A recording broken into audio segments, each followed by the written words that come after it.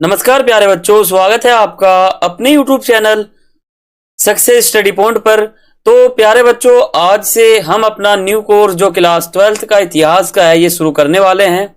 ठीक है, और ये जो हमारा न्यू कोर्स है ये सेशन 2024 और 25 के लिए होने वाला है। यानी अगर आप इस साल क्लास 12th के अंदर आए हो तो आपके लिए न्यू कोर्स होने वाला है जो कि इतिहास के सब्जेक्ट का है। और आज से हमारा जो न्यू कोर्स है वो शुरू हो रहा है, जिसके तहत हम अपना जो पहला बुक है जिसका नाम है भारतीय इतिहास के कुछ विषय भाग 2 इसको शुरू करेंगे। और जो ये आपका बुक है, आप ये ध्यान दो, जो आपका क्लास 12th के अंदर इतिहास का सब्जेक्ट है उसमें हमारे 3 बुक हैं। पहला है प्राचीन इतिहास, दूसरा है हमारा मध्यकालीन इतिहास और तीसरा हमारा आधुनिक इतिहास है। तो इन तीनों बुक को हम खत्म करेंगे। तो आज से हम अपना जो पहला बुक है भारतीय इतिहास के कुछ विषय भाग 1 इसको हम शुरू करेंगे।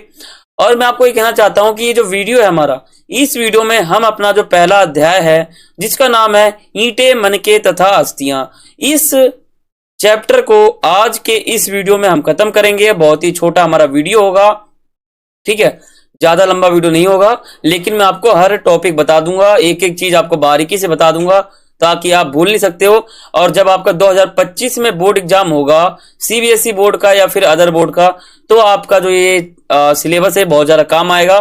और मैं आपको ये बताना चाहता हूं कि जो अगर सीबीएसई बोर्ड से हो तो आपके लिए कोर्स बहुत ही ज्यादा महत्वपूर्ण होने वाला है। अगर आप किसी और बोर्ड से हो तो भी आपके लिए बहुत ही ज्यादा महत्वपूर्ण होने वाला है। अगर आप सीबीएसई से हो तो आप ऐसा समझो कि ये जो चैनल है ना, ये चैनल आपके लिए बहुत ही महत्वपूर्ण है। इसको सब्सक्राइब कर लो और बेल आइकन पे क्लिक कर लो। क्या होगा इससे ये होगा कि आपका हमारा जो कोर्स है ना, इससे आप ज्वाइन हो जाओगे, जिससे फायदा ये होगा कि आपका जो बोर्ड एग्जाम 2025 में होने वाला है आज से तकरीबन 1 साल बाद, तो उसमें आपको बहुत ही ज्यादा फायदा होगा। तो आप इस न्यू कोर्स को ज्वाइन कर सकते हो।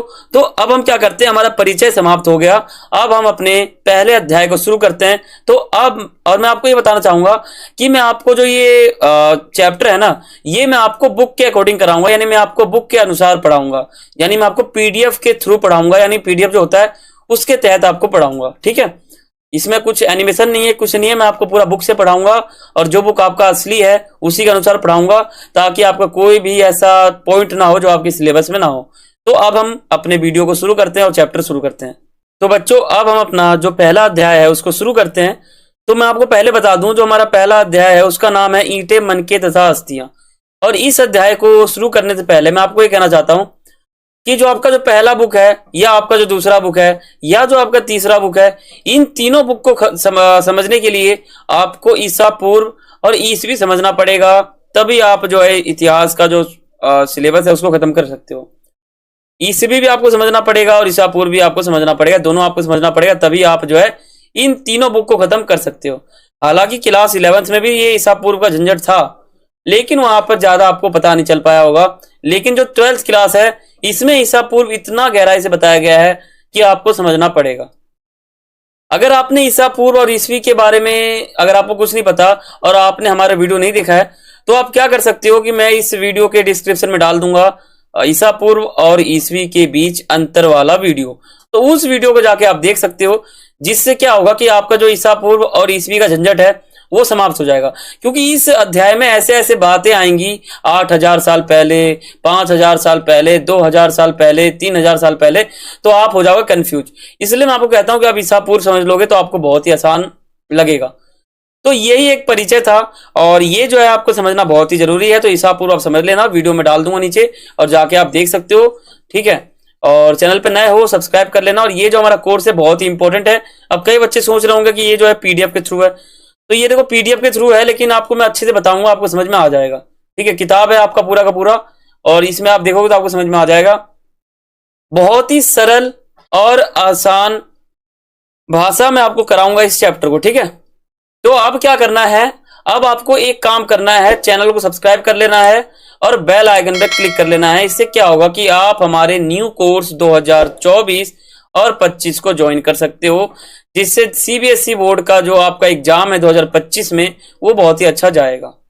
ठीक है तो आप क्या करते हैं, अब हम इस अध्याय को शुरू करते हैं। परिचय था, आप बोर भी हो गए होंगे, लेकिन आपको ये कहना चाहता हूं परिचय सुनने से आप बोर मत होना, आपके लिए बहुत इंपॉर्टेंट था। तो अब क्या करना है, अब हम ये शुरू करते हैं अपना अध्याय। देखो, अध्याय शुरू करने से पहले एक चीज समझना चाहिए, वो ये है कि आपके अध्याय का नाम है ईंटें, मनके तथा अस्थियां। तो इस अध्याय का नाम ये क्यों रखा गया?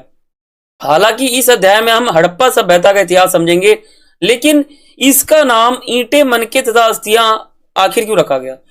तो देखो, जब आप कह सकते हो जब हड़प्पा सभ्यता की खोज हुई या उससे पहले जब रेलवे लाइन बिछाई जा रही थी, तब क्या था, ईंटें मिल गए थे बहुत सारे, फिर मनके का जिक्र आ गया था, फिर अस्थियां मिल गई थी। आपके बुक के लास्ट वाले पन्ने पे एक अस्थियां दिया भी गया, इसलिए इस चैप्टर का नाम हड़प्पा सभ्यता ना रख के ईंटें, मनके तथा अस्थियां रखा गया है। ठीक है, सिंपल। अब हम चलते हैं आगे। बहुत आसान है, बहुत ही आसान। देखो, हड़प्पा सभ्यता, ठीक है, ये ऐसा सभ्यता है जो विश्व की सबसे प्राचीनतम सभ्यता मानी जाती है। हालांकि मिस्र की सभ्यता भी प्राचीनतम है, चीन की सभ्यता भी, और एक मेसोपोटामिया सभ्यता थी जो आपने क्लास 11 में पढ़ा था। ठीक है, उसका अर्थ क्या होता है, मैसोस। ठीक है, वहां पर आपने पढ़ा था। तो मेसोपोटामिया की जो सभ्यता है, उससे ज्यादा क्षेत्र में फैली हुई हड़प्पा सभ्यता थी। मेसोपोटामिया मान लो इतना में फैला हुआ है, तो हड़प्पा सभ्यता इतना में फैला हुआ है। यानी आप कह सकते हो कि मेसोपोटामिया के मुकाबले हड़प्पा सभ्यता बहुत ही प्राचीन और बहुत ही बड़ी सभ्यता थी। ठीक है, अब सभ्यता क्या है, सभ्यता का अर्थ क्या है और सभ्यता का मतलब क्या है, मैं आपको बताते चलूंगा। देखो, सबसे पहले आपको इतना समझना है कि हड़प्पाई मोहर, ये हड़प्पाई मोहर है, यानी हड़प्पा जो समाज है, यानी हड़प्पा सभ्यता। आप मान सकते हो ऐसे, मान लो ये पूरा एक क्षेत्र है, यहां पर रहते हैं हड़प्पा नामक सभ्यता के लोग। अब ये लोग हैं 1 2 3 4 5 6 7 8 10 20 30 जितने भी हैं। तो वहां पर एक मोहर नामक चीज चलता था। जैसे मान लो अभी आप रिपोर्ट कार्ड पे देखोगे तो एक मोहर आपको मिलेगा जिसमें स्कूल का नाम रहेगा, आईडी रहेगा। ठीक है, तो उसी प्रकार हड़प्पाई समाज में, हड़प्पा का जो समाज था पूरा पूरा, हड़प्पा एक जगह है। ठीक है, हड़प्पा एक जगह है, उस जगह का जो समाज था ना पूरा का पूरा, तो वहां पे एक मोहर चलता था इस नाम का, ऐसा दिखता है। तो क्या पता है इस मोहर का इस्तेमाल संभवतः किसी रिपोर्ट कार्ड के लिए या किसी अर्जिया के लिए या किसी जमींदार का कोई भी कागजात हो उस पे मोहर के लिए इस्तेमाल होता होगा। हालांकि इसका कोई सटीक रूप से हमें इतिहासकारों ने बताया नहीं है, लेकिन फिर भी एक नाजुक सा इतना सा बनी जाता है। अब इसमें एक चीज है, एक चीज आपको समझने जैसा ये है कि जो ये हड़प्पा सभ्यता है, सभ्यता का अर्थ क्या होता है। देखो, सभ्यता, संस्कृति, सिद्धांत, इसमें बारीक सा अर्थ है। ठीक है, सभ्यता, संस्कृति और सिद्धांत, इसमें आप सुनने भी होंगे, कई लोग बोलते हैं ये हमारी संस्कृति हमारी सभ्यता के खिलाफ है, कुछ लोग कहते हैं ये हमारा एक सिद्धांत है। यानी हड़प्पा सभ्यता में जो सभ्यता नामक जो शब्द है ना, और संस्कृति, सिद्धांत और सभ्यता, इन तीनों में बारीक सा थोड़ा सा अंतर है। सिद्धांत मतलब कोई व्यक्ति अपना एक रूल मानता है कि उसे जंक फूड नहीं खाना। ठीक है, तो वो क्या है, वो उसके लिए एक सिद्धांत है, वो जंक फूड नहीं खाता तो उसका एक सिद्धांत है वो।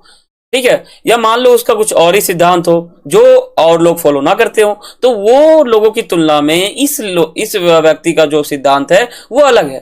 तो सिद्धांत का मतलब एक विचार जो किसी व्यक्ति की तुलना में परे हो। ठीक है, ये हो गया। अब संस्कृति मतलब क्या होता है, संस्कृति यानी कोई भी संस्कृति, कोई पूजा पाठ करने का तरीका। मान लो ए नाम का व्यक्ति है, वो पूजा अलग तरीके से करता है, बी नाम का जो है वो अलग तरीके से करता है, तो दोनों की संस्कृति में फर्क है। तो संस्कृति हो गया, सिद्धांत हो गया। अब सभ्यता क्या है, अगर कोई सिद्धांत या कोई संस्कृति अपना एक विशेष भौतिक रूप ले लेती है तो उसको सभ्यता कहते हैं। मान लो कोई संस्कृति है, मेरा एक संस्कृति है कि मैं इस तरह से पूजा करता हूं। अब मैंने ये संस्कृति मेरा तो है, लेकिन मान लो मैंने 50,000 लोगों के ग्रुप बना लिया और हम एक स्थान पर जाके बस गए, तो वो हमारा संस्कृति वाला एक सभ्यता कहलाएगा। अब उस जगह का नाम क्या है, मान लो उस जगह का नाम कोलकाता है, तो हमने नाम रख दिया कोलकाता सभ्यता। ठीक है, या फिर आप ये मान सकते हो हड़प्पा सभ्यता, इसका नाम क्यों रखा गया? हड़प्पा सभ्यता नाम इसलिए रखा गया क्योंकि जब हड़प्पा सभ्यता की खोज हुई तो सबसे पहले जो ईंटें मिली थी या जब मोहरें जो मिली थी, खुदाई जो हुआ था, तो हड़प्पा नामक स्थल पर ही हुआ था। हालांकि इसका नाम हड़प्पा रखना वैसे भी स्वाभाविक है क्योंकि स्थान का नाम ही तो हड़प्पा है। ठीक है, तो हड़प्पा एक स्थान है जहां पर एक संस्कृति फैल चुकी थी आज से 8,000 साल पहले। तो वो संस्कृति कैसी थी उनको ही हमें इस पूरे अध्याय में समझना है। ठीक है, ये एक परिचय था, परिचय देना आपको बहुत ही जरूरी है। अगर मैं आपको परिचय नहीं दूंगा तो आपको चैप्टर में कुछ भी समझ नहीं आएगा। तो अब हम क्या करते हैं, अब हम इसके कुछ कुछ बातों को समझते हैं। जैसे मान लो हड़प्पा सभ्यता की खोज कैसे हुई, तो मैं आपको एक चीज बताता हूं। आज से लगभग 160 या 170 साल पहले क्या था कि पंजाब जो था, मान लो अभी जो पंजाब है वो तो भारत के अंदर है, लेकिन एक पंजाब जो है वो अभी पाकिस्तान की साइड भी है। तो अभी जो पाकिस्तान वाले साइड जो पंजाब है वो उस समय भारत का हिस्सा था। तो वहां पर जो एक आप कह सकते हो रेलवे लाइन बिछाई जा रही थी सबसे पहली बार। तो वहां पे जो इंजीनियर थे, जो वहां के मजदूर थे, उनको रेलवे लाइन बिछाते समय एक गुफा मिल गया। अब उस गुफा में बहुत सारी ईंटें थी, तो उनको लगा कि ये कोई खंडर होगा या कोई ऐसा जगह होगा जहां ईंटा ऐसे फेंका हुआ है। तो वो क्या करते हैं, ईंटे को उठाते हैं और उसको रेलवे लाइन बिछाने में प्रयोग कर देते हैं। ठीक है, ये हो गया। ठीक है, अब धीरे धीरे करते करते समय बीतता गया, 2 दशक हो गया, 3 दशक बीत गया। अब आ गया समय 1920। अब 1920 में क्या होता है, एक जॉन मार्शल, भारतीय पुरातत्विक विभाग सर्वेक्षण विभाग के दूसरे डायरेक्टर है जॉन मार्शल। तो ये सोचते हैं कि ये जो ईंटें लोग लगाकर आए हैं, तो क्या ये ईंटा ये मिल रहा है यहाँ पर, क्या ये मिल रहा है, ये सही है? तो उन्होंने क्या कहा, उन्होंने ये किया, उन्होंने 2 अधिकारियों को नियुक्त कर दिया। 1921 में दयाराम साहनी नामक एक व्यक्ति है, उनको जो है जॉन मार्शल ने नियुक्त कर दिया और ये कह दिया कि तुम हड़प्पा नामक स्थल पे जाओ, वहां पर जो ईंटें मिली थी उनका खोज करो और देखो ईंटें जो है वो क्यों मिल रही है। तो खनन हो रहा था, होते होते वहां पर एक मोहर मिल गया इस प्रकार का, देखो ये है मोहर, ये मोहर मिल गया। अब एक ही साल बाद क्या होता है, उनको लगता है जॉन मार्शल को कि ये जो मोहर यहां से मिल रहा है ना, मुझे लगता है कि मोहनजोदाड़ो जो जगह है वहां पर भी मिलेगा। तो जॉन मार्शल 1922 में फिर एक व्यक्ति को नियुक्त करते हैं। ठीक है, राखाल दास बनर्जी, 1922 में। ठीक है, तो जब राखाल दास बनर्जी वहां पे जाते हैं तो उनको भी खुदाई के दौरान बहुत सारी ईंटें मिलती हैं, फिर उनको मोहर मिल जाता है। ठीक है, इस प्रकार का। तब क्या होता है, लोग चौंक जाते हैं। लोग ये सोचते हैं कि हड़प्पा जगह पर जो रावी नदी के किनारे स्थित है और मोहनजोदाड़ो जो सिंधु नदी के किनारे स्थित है, तो इन दोनों का जो मोहर है ये एक जैसा क्यों दिख रहा है। तब जाके क्या हुआ, 1922 में जब मोहर मिला, तब इसका 1923 1924 लगभग 1.5 साल तक इसका खोज होता गया। ये लोग पहचानते गए, वैज्ञानिक ने ये खोजना शुरू कर दिया कि हालांकि ये दोनों जो स्थान है इस पे जो मोहरें मिल रही हैं ये दोनों एक जैसा क्यों है। तब वैज्ञानिक 1.5 साल तक ये प्रयास में लगे हुए थे कि हमें कुछ मिल जाए। तब पता चला कि ये जो दोनों मोहरें हैं, जो हड़प्पा जगह पे मिला, जो मोहनजोदाड़ो पे मिला, तो ये जो दोनों मोहरे हैं वो एक ही संस्कृति के हैं, बिल्कुल एक ही हैं। तब जाके क्या हुआ कि जो हमारे जॉन मार्शल थे, भारतीय पुरातत्विक विभाग के दूसरे जनरल डायरेक्टर जॉन मार्शल, उन्होंने ये सोचा कि ये जो मोहर मिला है इसके गहराई को समझते हैं। तो मोहर तो मिल गया, ठीक है, अब दोनों मोहर जो एक ही संस्कृति का था। तब यहां पे एक हमें बारीकी समझना था। वो बारीकी क्या था, वो जो जॉन मार्शल थे वो ये सोच रहे थे कि ये जो मोहर है, ये दोनों मोहर जो जगह है, दोनों उन दोनों में जो मोहरें मिली है वो एक ही संस्कृति के हैं। तब क्या होता है, जॉन मार्शल 1924, ध्यान देना, जॉन मार्शल 1924 में भारतीय पुरातत्विक विभाग के जो हमारे दूसरे डायरेक्टर थे, उन्होंने पूरे विश्व में यह ऐलान कर दिया कि एक नई सभ्यता की खोज हो चुकी है जिसका नाम हड़प्पा सभ्यता पड़ गया। समझ गए? यहां पे एक खेल है, ठीक है बच्चों, यहां पे एक खेल है। वो क्या है? वो एक खेल ये है कि 160 साल पहले जो है रेलवे लाइन बिछाई गई, ईंटें मिल गई, लोग जो है उसको खंडर समझकर ईंटें उखाड़ के ले गए और रेलवे लाइन बिछाने में उपयोग कर दिया। फिर क्या होता है, 1921 में जो है मोहरें मिल जाती हैं हड़प्पा जगह पे, 1922 में मोहनजोदाड़ो पे मोहरें मिल जाती हैं। उन दोनों मोहरों का अध्ययन होता है 1.5 साल तक और 1924 में अनाउंसमेंट हो जाता है कि एक नई सभ्यता की खोज हो चुकी है जिसका हमने नाम रख दिया हड़प्पा सभ्यता। ठीक है, सभ्यता का मतलब संस्कृति का फैलाव। अब हड़प्पा एक जगह है, तो यहां पर हड़प्पा नाम इसका क्यों पड़ गया? इसका क्यों ना नाम मोहनजोदाड़ो पड़ जाता, क्यों ना इसका कुछ और ही पड़ जाता, या क्यों ना इसका रावी नदी पड़ जाता या सिंधु नदी पड़ जाता? तो ऐसा क्यों नहीं हुआ? ऐसा इसलिए नहीं हुआ क्योंकि जो हड़प्पा नामक जगह था वहां पर सबसे पहले मोहर मिली थी। तब जाके क्या हुआ, लोगों ने सोचा कि ये जो हमें सबसे पहले मिला है मोहर, वो हड़प्पा जगह पर ही मिला है, तो क्यों ना इस सभ्यता का नाम हम जो हड़प्पा सभ्यता ही रख दें। तब इस प्रकार इसका नाम हड़प्पा सभ्यता पड़ गया। लेकिन इसे हम ध्यान देना, इसको हम सिंधु घाटी की सभ्यता भी कहते हैं और इसे हम मोहनजोदाड़ो की सभ्यता भी कहते हैं। ठीक है, इसके 3 नाम है इन सभ्यता के, समझ गए? और इस सभ्यता का जो समय काल है वो 2600 ईसा पूर्व, ठीक है, 2600 ईसा पूर्व से 1900 ईसा पूर्व तक इसका समय काल माना जाता है। नोट डाउन कर लो बच्चों, ठीक है। अब बात आती है कि सभ्यता कितने साल पुरानी है। देखो ये सभ्यता, वैसे तो इतिहासकारों ने सोचा है कि इसका कालखंड हम 5,000 से 8,000 साल मानते हैं। वैसे आप मान सकते हो इसका जो ये जो हमारी सभ्यता है ये लगभग कितने साल पुरानी है। और बच्चों ध्यान देना, खोज इसकी जो है 1924 में हो गई अनाउंसमेंट, लेकिन खोज हमारा 1921 में हुई। तो यहां पर आप ये ध्यान रखो कि इसकी खोज 1921 में हुई, लेकिन सभ्यता 1921 की नहीं है। सभ्यता 5,000 से 8,000 साल पुरानी सभ्यता है, समझ लो। अब कई बच्चे सोचेंगे 5,000 8,000 क्या है। देखो 5,000 और 8,000 साल में मतलब ये ईसा पूर्व और ईसवी का मतलब आता है।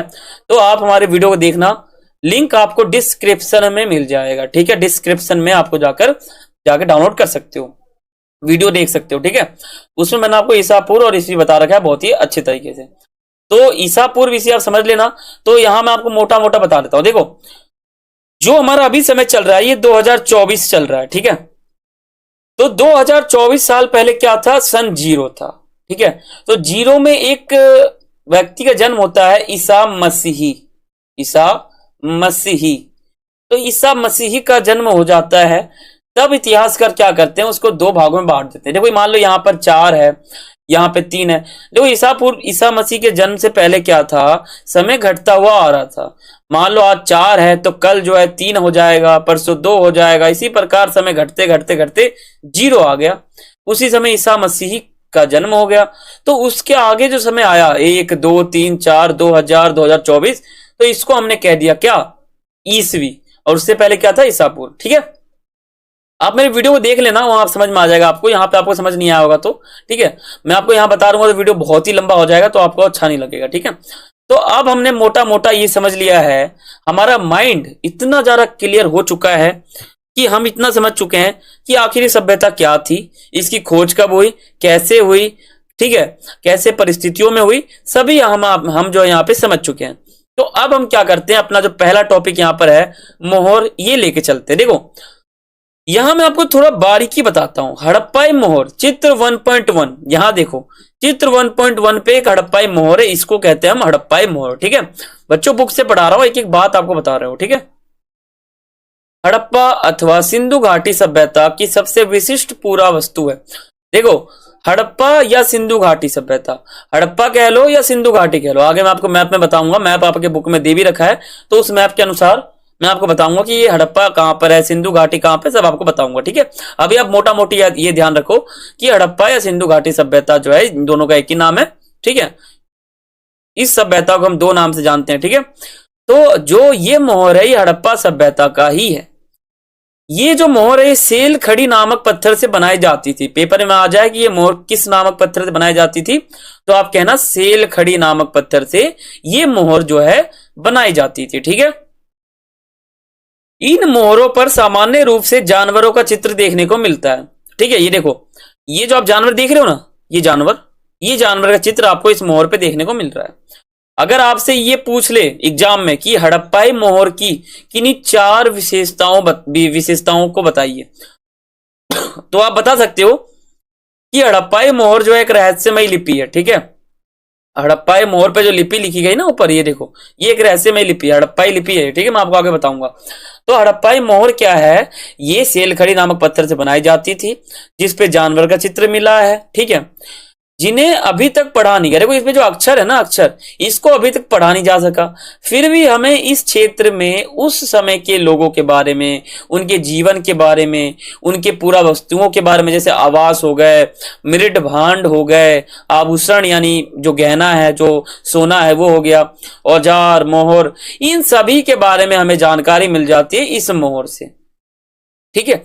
इस मोहर से हमें इन सभी चीजों के बारे में जानकारी मिल जाती है। अगर आपसे पेपर में पूछे विशेषता इस मोहर की, तो आप ये सभी विशेषता बताओगे, ठीक है।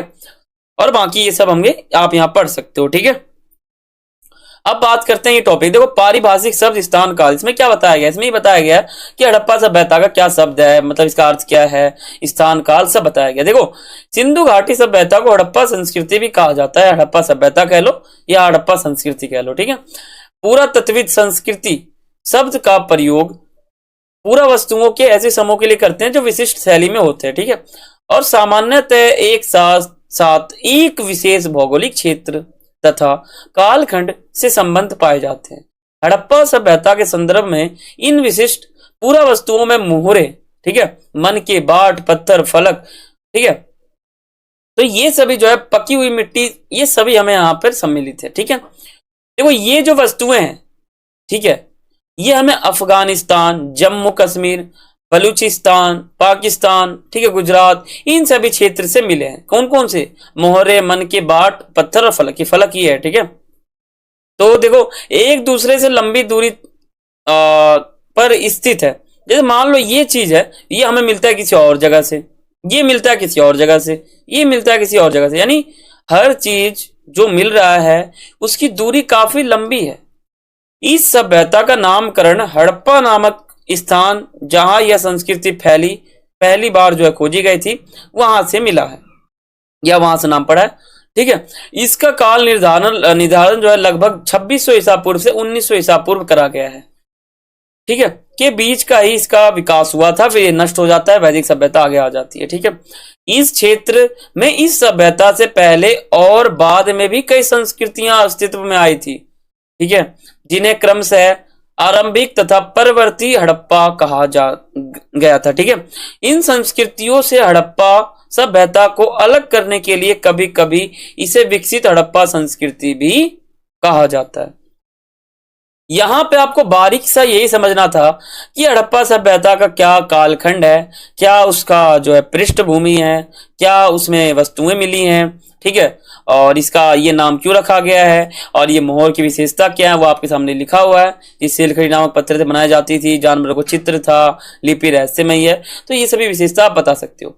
अब हम बढ़ते आगे, आगे क्या है, और देखो यहां पर आपको बीसी के बारे में पूरा बता रखा है। ठीक है, कि बीसी क्या है, वैसे तो मैंने वीडियो बना रखा है, डिस्क्रिप्शन में आपको मिल जाएगा, जाके पढ़ सकते हो, देख सकते हो।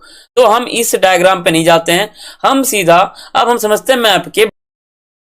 तो ये आपका जो है ना, यहाँ पे देखो ये हड़प्पा है। ठीक है, और हड़प्पा जो जगह है ये कहां पर स्थित है, तो आप कहोगे रावी नदी के किनारे स्थित है। और जो मोहनजोदाड़ो है, जहां पर 1922 में खनन हुआ था, ठीक है, और हड़प्पा में 1921 में हुआ था। तो ये जो दोनों जगह है ना, तो आप यहां पर ये समझ लो कि जो मोहनजोदाड़ो है ये सिंधु नदी के किनारे स्थित है, और जो हड़प्पा है रावी नदी के किनारे स्थित है। ठीक है, यहीं पर खुदाई हुई थी, और यहीं से मोहरे मिल गए, फिर यहां से मोहरे मिल गए, इन दोनों का अध्ययन हुआ, 1924 में अनाउंसमेंट हो गया। अब बात करते हैं आरंभ। देखो आपका सबसे पहला टॉपिक है आरंभ, इंपॉर्टेंट है। देखो इस क्षेत्र में विकसित हड़प्पा से पहले भी कई संस्कृतियां अस्तित्व में थी, ऐसी नहीं है कि यही संस्कृति हो, बहुत सारी संस्कृतियां अस्तित्व में थी। ये संस्कृतियां अपनी विशिष्ट मृद भांड शैली से संबंध थी, तथा इनके संदर्भ में हमें कृषि, पशुपालन, ठीक है, कुछ शिल्पकारी के साक्ष्य भी मिलते हैं। ठीक है, छोटी आकार की बस्तियां थी, तो यही सब हमें इसमें मिलता है। अब बात करते हैं निर्वाह के तरीके, यानी हड़प्पा सभ्यता में निर्वाह के तरीके क्या थे, यानी लोग जीते थे तो कैसे जीते थे, क्या खाते थे, क्या पीते थे, तो ये समझना है। देखो हड़प्पा सभ्यता में लोग जो है बहुत सारी चीजों का सेवन करते थे जिंदा रहने के लिए। वो मछलियां खाते थे, ठीक है, और पेड़ पौधे से प्राप्त जो है कुछ उत्पादन खाते थे, मछलियां भी शामिल थी। ये प्राप्त भोजन करते थे, ये सभी चीज जले अनाज के दानों, बीजों, इन सभी का भी प्रयोग करते थे। ठीक है, फसल उगाते थे, वो लोग खेती करते थे।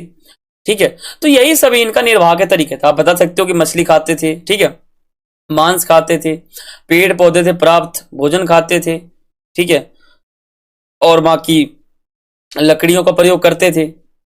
ठीक है, तो ये सभी आप बता सकते हो कि खाने में वो क्या काम करते थे, कैसे अपना जीवन चलाते थे।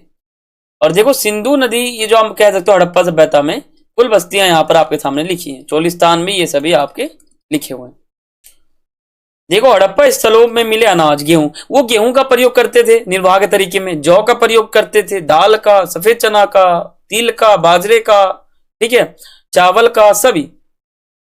हड़प्पा स्थलों से मिली जानवरों की हड्डियां, जिसमें मवेशियां, भेड़, बकरी, भैंस, सुअर, इन सभी की भी हड्डियां मिली हैं। ठीक है, क्या पता ये लोग मांस खाते हो तभी मिले हैं। ठीक है, जैसे मान लो यहां से मिला है, फिर यहां से मिला है, फिर यहां से मिला है, फिर यहां से मिला है, तो ये सब आप यहाँ पे मान सकते हो। ठीक है, और बाकी यहाँ पर सब लिखा हुआ है, शिकार करते थे, ठीक है, जानवरों का प्रयोग करते थे, हड्डियां मिली हैं। ठीक है, और बाकी हड़प्पाई लोग स्वयं शिकार करके खाते थे। ऐसा नहीं कि वो शिकार करके ना खाते हो, वो खुद ही शिकार करेंगे जानवरों का और उसको खा जाएंगे। ठीक है, अब हड़प्पा सभ्यता में कृषि प्रौद्योगिकी का क्या स्तर था? देखो, प्रौद्योगिकी का अर्थ होता है टेक्नोलॉजी से। ठीक है, इसको हिंदी में कहते हैं टेक्नोलॉजी। तो हड़प्पा सभ्यता में कृषि की क्या टेक्नोलॉजी थी, तकनीक क्या थी कृषि करने की? तो देखो, हालांकि अनाज के दानों से कृषि के संकेत तो मिलते हैं। देखो, अनाज के दाने मिल रहे हैं, यानी जरूर से जरूर लोग कृषि करते होंगे। ठीक है, और क्या जुते हुए खेतों में बीजों का छिड़काव होता होगा? यानी इसमें बताया गया छिड़काव होता होगा, क्वेश्चन मार्क। एक क्वेश्चन इंपॉर्टेंट, हमारा मोस्ट इंपॉर्टेंट है। ठीक है, मोहरों पर किए गए रेखांकन तथा मून मूर्तियां यह इंगित करती हैं कि विषव, विषव ये है। ठीक है, पकी हुई मिट्टी का एक विषव मिला है हमें हड़प्पा सभ्यता में। ठीक है, और कृषि प्रौद्योगिकी का क्या स्तर था, यानी कृषि प्रौद्योगिकी का क्या स्तर था, वो मैंने आपको यहाँ बताया। बाकी आप पूरा पढ़ सकते हो, आपको यहाँ पूरा बताया गया। ठीक है, नीचे भी आप देखो तो यहाँ तक बताया गया। ये पढ़ोगे आपको समझ में आ जाएगा क्या क्या औजार थे, कैसे कैसे खेती होता था। ठीक है, धातु के औजार भी मिले, आप यहाँ देखो। ठीक है, और अब हम बात करते हैं आगे। देखो, मोहनजोदाड़ो। अब मोहनजोदाड़ो क्या है? तो मोहनजोदाड़ो वही है जहां पे 1922 में खुदाई हुआ था। ठीक है, एक नियोजित शहर। देखो, मोहनजोदाड़ो में क्या है, हर चीज सिस्टम वाइज तरीके से है।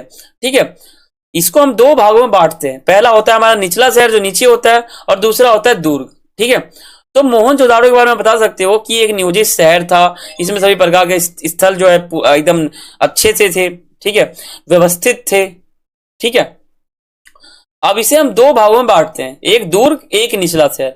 निचला शहर में क्या होता है कि जो नीचे का इलाका, मान लो ये एक क्षेत्र है और ये पूरा नीचे का, तो जो नीचे का है ना, इसको कहेंगे निचला शहर। निचला नाम से पता चल जाता है। ठीक है, निचला शहर का मतलब है निचला शहर, यानी जो नीचे शहर है।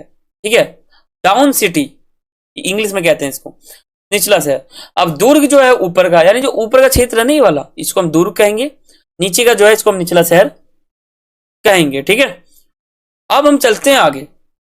यहां पर भी सेम टू सेम यहां बता रखा है कि दुर्ग और निचला शहर क्या था, दुर्ग की ऊंचाई कितनी थी, बल्कि जो निचला शहर था ये कितना अच्छा था, ये सभी आपको यहां बताया गया है। ठीक है, तो ये आप यहां पे देखो। अब समझते हैं नालों का निर्माण। हड़प्पा सभ्यता में नालों का निर्माण कैसे हुआ? तो हड़प्पा सभ्यता में नालों का निर्माण जो है वो बहुत सी तरीकों से हुआ। हड़प्पा शहरों की सबसे अनूठी जो विशेषता थी वो नियोजित जल निकास प्रणाली थी, सबसे अनूठी विशेषता। यदि आप निचले शहर के नक्शे को देखें तो आप ये जान पाएंगे कि सड़कों तथा गलियों को लगभग एक ग्रिड पद्धति से बनाया गया था। ये एक दूसरे को समकोण पर काटती है। ऐसा प्रतीत होता है कि पहले नालियों के साथ गलियों का भी निर्माण हुआ, तो इस प्रकार निर्माण होता चला गया। दुर्ग के बारे में आप पढ़ सकते हो, दुर्ग क्या है बिल्कुल विस्तार से। अब बात करते हैं गृह स्थापत्य, यानी घर का स्थापत्य कैसे हुआ। देखो, मोहनजोदाड़ो का निचला शहर आवासीय भवन के लिए बहुत ही अच्छा था। ठीक है, जो निचला शहर आप देखोगे इसमें एक आवासीय भवन भी मिला है देखने को। ठीक है, और उसमें क्या था, कैसे कैसे था, यहाँ पूरा पढ़ सकते हो। ठीक है, अब हम बात करते हैं दुर्ग। देखो, दुर्ग के बारे में आप यहां पढ़ोगे एकदम विस्तार से कि दुर्ग क्या था। ठीक है, इसमें आप समझोगे। अब बात करते हैं सामाजिक भिन्नताओं का अवलोकन अवलोकन। ठीक है, देखो, सामाजिक भिन्नताओं का अवलोकन का मतलब क्या है? जो मान लो पूरा समाज है। ठीक है, ये मान लो पूरा समाज है, तो इस समाज में अगर कुछ भी भिन्नताएं हैं, मान लो ये तेरा है, कोई तू इस धर्म से है, ये मैं इस धर्म से हूं, तो ये जो भी भिन्नताएं हैं, तो इन भिन्नताओं के बारे में जब हमें जानकारी मिल जाती है ना, तो उसको हम कहते हैं भिन्नताओं का अवलोकन। तो इतिहासकारों ने समाज, जो हड़प्पाई समाज था पूरा का पूरा, तो हड़प्पाई समाज में क्या भिन्नताएं थी, तो उसका पता लगाने के लिए इतिहासकारों ने दो प्रकार के तरीके दिए हैं। पहला समाधान का अध्ययन, और दूसरा हमें दिया है विलासिता वस्तुओं की खोज। तो पहले हम समझते हैं समाधान। देखो, पूरा तत्विद यह जानने के लिए कि क्या किसी संस्कृति विशेष में रहने वाले लोगों के बीच समानता, सामाजिक कुछ भिन्नताएं थी, आर्थिक भिन्नताएं थी, तो इनको पता लगाने के लिए उन्होंने दो विधियों का प्रयोग किया था, एक समाधान, एक विलासिता वस्तुओं की खोज। अब समाधान के तहत क्या होता था, आप यहां पे बिल्कुल पढ़ सकते हो। ठीक है, अब बात करते हैं विलासिता। तो विलासिता वस्तुओं का अर्थ क्या है? विलासिता वस्तुओं का अर्थ यहां पर यह है कि मान लो अगर आपके पास एक मोबाइल फोन है, ठीक है, लेकिन फिर भी आपने एक दूसरा मोबाइल फोन ले लिया, तो वो है एक विलासिता वस्तु, यानी आपको दूसरे मोबाइल की जरूरत नहीं है लेकिन फिर भी आपने उसको खरीदा तो वो हो जाता है विलासिता वस्तु।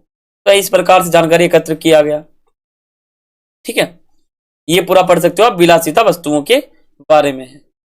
अब बात करते हैं शिल्प उत्पादन के विषय में जानकारी। देखो, शिल्प उत्पादन का मतलब है शिल्प उत्पादन, यानी क्या उत्पादन होता था, ठीक है, हड़प्पाई समाज में। तो यहां पर आप ये देख सकते हो, पूरा विस्तार से बताया गया, आप यहां पे पढ़ोगे आपको समझ में आ जाएगा। ठीक है, और औजार भी मिले, मनके मिले, औजार ये हो गया, मनके देख रहे हो, ये माला है, और माला में जो मोती नहीं है ये वाला, इसको कहते हैं मनके। मनके यानी माला जिसका मोती है वो। अब ये पूरा दिया गया है, इस टॉपिक को आप समझो। देखो ऊपर ही है शिल्प उत्पादन के विषय में जानकारी, यही टॉपिक हमारा नीचे है, तो ये पूरा टॉपिक इसी ये जो बातें हैं इसी टॉपिक का। ठीक है, अब बात करते हैं उत्पादन केंद्रों की पहचान। उत्पादन केंद्रों की पहचान कैसे हुई?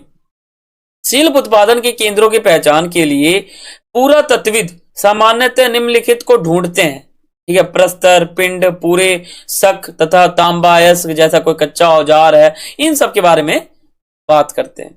यहां तक कि कूड़ा करकट शिल्प कार्य के सबसे अच्छे संकेतकों में से एक है।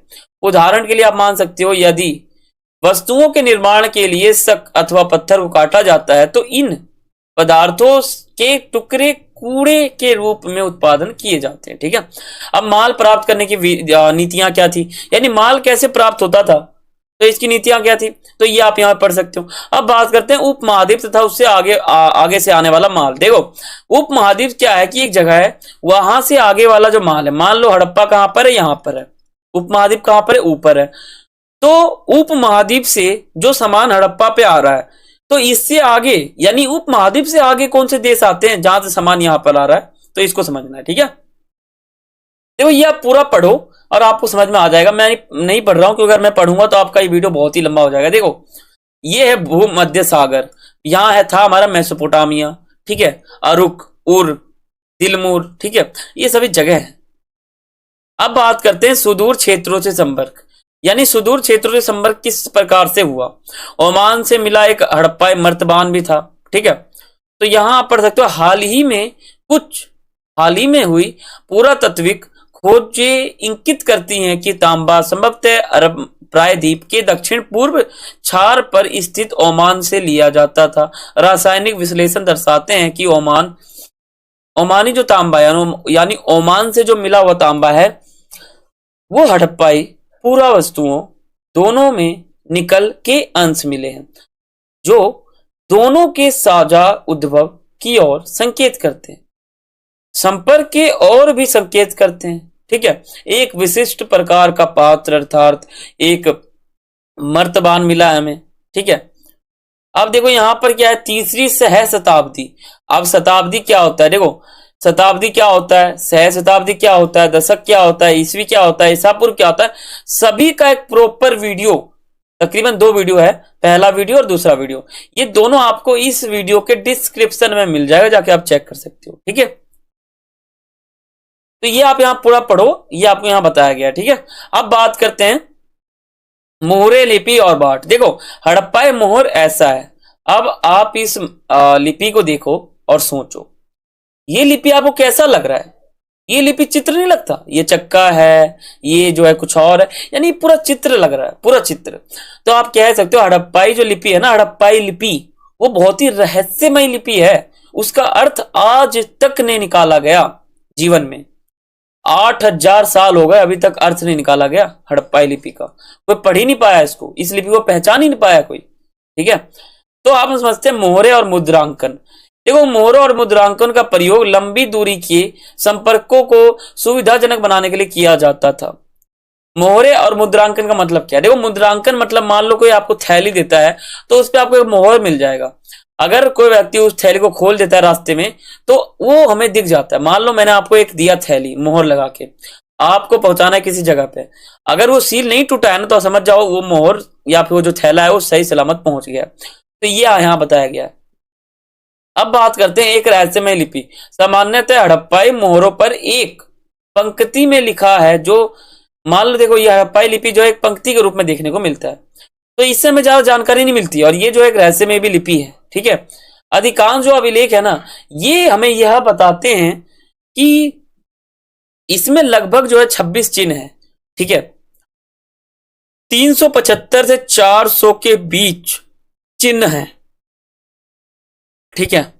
बहुत सी चीजें बताई गई हैं। अब समझते हैं बाट। बाट क्या होता है? बाट मैं आपको पहले ही बताया था, जो नहीं होता तराजू के लिए, तो हड़प्पाई जो समाज है वहां पर भी बाट का प्रयोग किया जाता था। देखो बाट में क्या है ना, विनियम, ठीक है, विनिमय बाटों की एक सूक्ष्म या परिशुद्ध प्रणाली द्वारा नियंत्रित थे।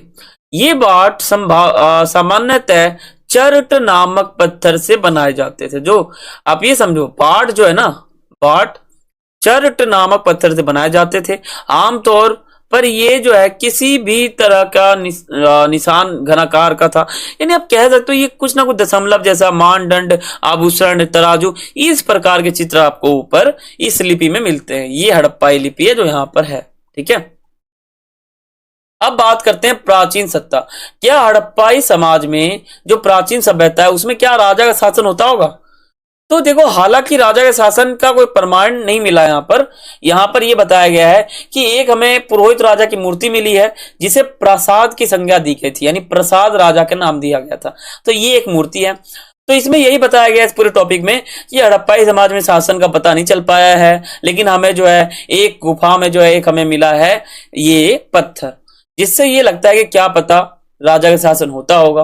और अगर राजा का शासन होता होगा तो जरूर राजा जो है बहुत ही सटीक होगा, बहुत कड़क होगा, क्योंकि आपने देखा मोहनजोदाड़ो में जो भी चीजें मिली हैं सब एकदम सिस्टम वाइज तरीके से।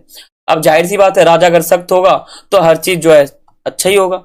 अब बात करते हैं प्रसाद शासक। देखो, ये जो मूर्ति आपको ऊपर दिख रही है इसी को प्रसाद शासक कहा गया। पुरोहित राजा वैसे ये मूर्ति है, लेकिन इसको हम प्रसाद की संज्ञा देते हैं, ठीक है, नाम देते हैं। देखो, सत्ता के केंद्र अथवा सत्ताधारी लोगों के विषय में पूरा तात्विक विवरण हमें कोई त्वरित उत्तर नहीं देते, यानी कोई हमें ये नहीं बताते कि ये जो मूर्ति मिला है क्या पता राजा का हो, क्या पता न हो।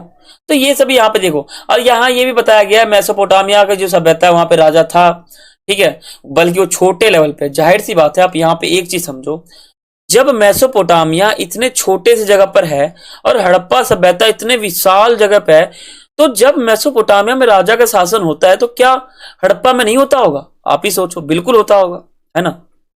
तो इसी प्रकार एक हाला मतलब क्या तो लगाया गया, ठीक है, एक अंदाजा लगाया गया। एक क्वेश्चन यहां पर यह है चर्चा के लिए। देखो, क्या हड़प्पाई समाज में सभी लोग समान रहे होंगे, यानी सभी लोग के बीच समानता होगी? ये मेरे हिसाब से गलत है, समानता नहीं होगी, ठीक है, क्योंकि भिन्नता का अवलोकन हुआ था, समाधान का अध्ययन हुआ था, विलासिता वस्तुओं की खोज हुई थी, ठीक है। तो आप यहाँ पे ये पढ़ सकते हो, इसका ही टॉपिक है, ठीक है, प्रसाद शासक का, यानी जो राजा है, शासक है, उसका एक हमारा ये पूरा का पूरा यहाँ बता रखा है, ठीक है। अब बात करते हैं सभ्यता का अंत। अब क्या होता है, सभ्यता का अंत भी हो जाता है तुरंत में, ठीक है। 2600 ईसा पूर्व इसकी स्थापना होती है, 1900 आते आते इसका अंत हो जाता है, ठीक है। लेकिन खोज बाद में होती है, ध्यान देना, खोज तो 8000 साल बाद होता है, लेकिन सभ्यता तो पुरानी है ना। मान लो आज 2024 में आपने एक जमीन के नीचे कुछ दफना दिया, ठीक है, अब उसको निकालने में हमें, या फिर मान लो वो दफना दिया आपने, रहस्यमय किसी को पता नहीं है, लेकिन सन 3000 में जाकर क्या होता है कि वो आपने जो दफनाया था 2024 में वो मिल जाता है, तो क्या हम उसे ये कहेंगे कि वो नई सभ्यता है? नहीं, वो तो आपने बहुत पहले दफना दिया था यहाँ पर। तो इस प्रकार है, ठीक है। तो सभ्यता का अंत कैसे होता है? देखो, सभ्यता का अंत क्या होता है, इसमें ये होता है कि बाढ़ आ जाता है, ठीक है, और आर्यों का आक्रमण हो जाता है, ठीक है, और भी बहुत सारे संकट आ जाते हैं, जिससे क्या होता है, सभ्यता का अंत हो जाता है, सभ्यता नष्ट हो जाता है, ठीक है। अब हम यहाँ पे एक चीज समझते हैं। देखो, हड़प्पा सभ्यता की खोज मैंने आपको पहले बता दिया था, हड़प्पा सभ्यता की खोज, तो ये ज्यादा इंपॉर्टेंट नहीं है, ठीक है। यहाँ पे यही बताया गया है कि हड़प्पा सभ्यता की खोज कैसे हुई, दयाराम साहनी जी का क्या नेतृत्व था, सभी आपने यहाँ पे समझ लिया। अब बात करते हैं कनिंगम का भ्रम। देखो, कनिंगम कौन थे? इनका पूरा नाम अलेक्जेंडर कनिंगम है, ठीक है, इनका पूरा नाम है अलेक्जेंडर कनिंगम, ठीक है। इनका पूरा नाम है। इनको एक भ्रम हो गया था, ठीक है। और ये अलेक्जेंडर जो है ये थे भारतीय पुरातत्व विभाग के पहले जनरल डायरेक्टर, पहले थे, और जॉन मार्शल दूसरे थे। फिर 1944 में आ जाते हैं R.E.M. व्हीलर, ठीक है। देखो कनिंगम को एक भ्रम हो गया था, जो यहां पर लिखा हुआ है, आप इसको पढ़ सकते हो बिल्कुल विस्तार पूर्वक। अब एक नवीन प्राचीन सभ्यता, इसमें बताया गया आपको पूरा का पूरा हड़प्पा सभ्यता के बारे में, ठीक है। इसमें देखो भ्रम ये था, एक चीज कह सकते हो आप, कि एक हमारे यहाँ ट्रिक ये था कि मान लो जो वस्तु ऊपर से मिल रही है वो नया है, जो नीचे मिल रहा है पुराना है, तो ये रूल था। लेकिन ये गलत था एक जगह से, ठीक है, ये गलत था। तो इसी प्रकार R.E.M. व्यूलर आते हैं, तो वो इस समस्या को निदान करते हैं और कहते हैं कि ऊपर जो वस्तु मिल रहा है जो नीचे मिल रहा है उसमें कोई दूरी नहीं होगा, ठीक है। नई तकनीकी का प्रश्न, यहाँ पे कुछ प्रश्न भी पूछे गए थे 1944 में, ठीक है। अब समझते हैं यहां पर अतीत को जोड़कर पूरा करने की समस्या। ये इंपॉर्टेंट, बहुत ही ज्यादा मोस्ट इंपॉर्टेंट हमारा टॉपिक है, ठीक है। अतीत को जोड़कर पुरानी कुछ भी समस्या उनका बताते हैं यहाँ पर, ठीक है। खोजों का वर्गीकरण, ये इंपॉर्टेंट है, इनको आप पढ़ सकते हो, वीडियो पॉज करो और पढ़ लो। या फिर मैं काम करूंगा, इस पीडीएफ को मैं आपको दे दूंगा, या फिर आपके पास एनसीईआरटी बुक भी होगा। अगर नहीं है तो आप एक काम करो, आपको मैं ये पीडीएफ जो है डिस्क्रिप्शन में दे दूंगा, आप जाके वहां पे डाउनलोड कर सकते हो इस पीडीएफ को, ठीक है, पढ़ सकते हो। और बाकी आपको ईसा पूर्व, ईसवी, इन सबका एक वीडियो दे दूंगा, और शताब्दी, सहस्त्राब्दी, ईसवी, इन सबका भी एक दे दूंगा, ठीक है। जैसा क्या होता है वो भी दे दूंगा, ठीक है। अब बात करते हैं व्याख्या की समस्या। व्याख्या की समस्या एक इंपॉर्टेंट है, इसको आप यहाँ पे पढ़ सकते हो। और देखो यहाँ पर ही जो है ना, एक कैसे एक मूर्ति मिला है जिसमें जो है एक योगी की अवस्था में एक व्यक्ति बैठा हुआ है जिसे शिव कहते हैं, ठीक है, एक अंदाजा लगाया गया है। और एक हमें मिला है नारी की मूर्ति जो बिल्कुल जेवर से लदी हुई है, ठीक है, पूरा जेवर है। तो ये हमें मूर्ति एक मिला है। और यहाँ पे क्या होता है, सभ्यता का नष्ट हो जाता है, सभ्यता की अंत हो जाती है। और ये देखो, ये पकी हुई मिट्टी का जो है खिलौना गाड़ी है ये वाला, ठीक है। तो यही हमारा ये चैप्टर था। और इसका काल रेखा आप देख सकते हो, 20 लाख वर्ष पुराना, ठीक है। फिर 8,000 साल पुराना, 35,000, 12,000, 10,000, 6,000, 2600 ईसा पूर्व में हड़प्पा आ जाता है। इससे पहले ये सभी चीज आते हैं, ठीक है, प्राचीन हो गया। फिर हमारा ये आरंभिक ऐतिहासिक काल, ठीक है, काल रेखा 2 क्या है, तो इसमें 1875 बताते हैं, ठीक है। कनिंगम वाला रिपोर्ट जो था वो 1921 से बात यहां तक चलती है 1990 तक, ठीक है। और ये देखो, ये समाधान है, एक हमें सब मिला है। इसकी हाइट तकरीबन आपको मैं बताऊं तो 9 फीट इस अस्थि की हाइट है, ठीक है। ये जो आपको अस्थि दिख रहा है ना, जो हड्डी, इस व्यक्ति की हाइट लगभग 9 फीट थी, ऐसा इतिहासकारों के हिसाब से अंदाजा लगाया गया है। काफी लंबा इंसान था। तो ये एक अस्थि मिल रखा है, बहुत ही प्राचीन समय का व्यक्ति होगा, ठीक है। समाधान इसको हम कहते हैं। मैंने आपको बताया था ना, जब भी कुछ सामाजिक भिन्नताएं हैं तो उसको पता लगाने के लिए जो है 2 रास्ता इतिहासकारों ने निकाला। पहला समाधान का अध्ययन, दूसरा विलासिता वस्तुओं की खोज। तो इसमें पहला हमारा समाधान ही था, ठीक है। तो ये व्यक्ति है। तो इसी प्रकार हमारा जो ये चैप्टर है समाप्त हो गया। अब क्या करते हैं, हम इसके कुछ महत्वपूर्ण क्वेश्चन को भी देख लेते हैं। यहीं पर हम जो है इसके कुछ महत्वपूर्ण क्वेश्चन देख लेते हैं। देखो, जो यहाँ पे हमारा इंपॉर्टेंट क्वेश्चन यहाँ पर ये भी है, और मैं आपको एक ऊपर ही बताता हूं, ऊपर भी इंपॉर्टेंट क्वेश्चन है। देखो,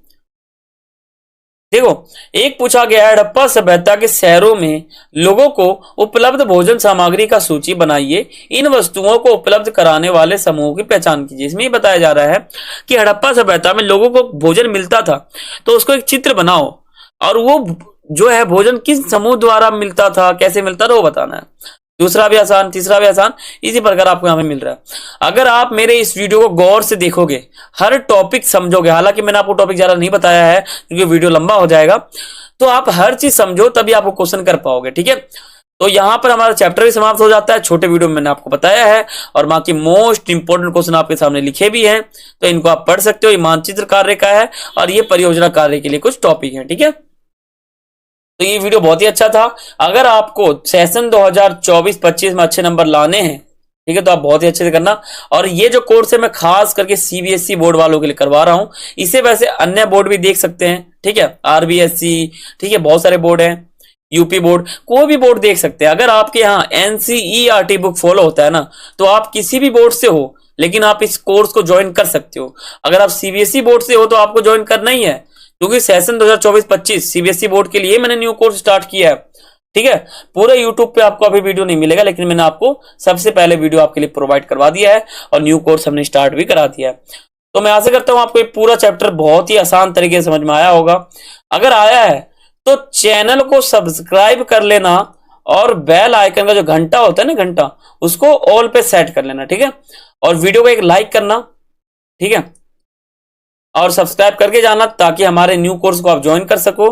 ठीक है, और मैं आपको ये कहना चाहता हूँ, ये हड़प्पा सभ्यता जो था ये एक प्राचीन सभ्यता था, जैसे कि आपको पता चल गया इसका क्या था, यहाँ लोग कैसे रहते थे, क्या खाते थे, कैसे क्या करते थे, सभी यहाँ बताया गया है। ठीक है, तो हमारा चैप्टर समाप्त हो गया। आशा करता हूँ आपको समझ में आया होगा। चैनल को सब्सक्राइब कर लो अभी। ठीक है, कर लिया आपने? ठीक है, बिल्कुल कर लिया। ठीक है, तो फिर मिलते हैं अगली वीडियो में, तब तक के लिए सभी को थैंक्स फॉर वॉचिंग। जय हिंद।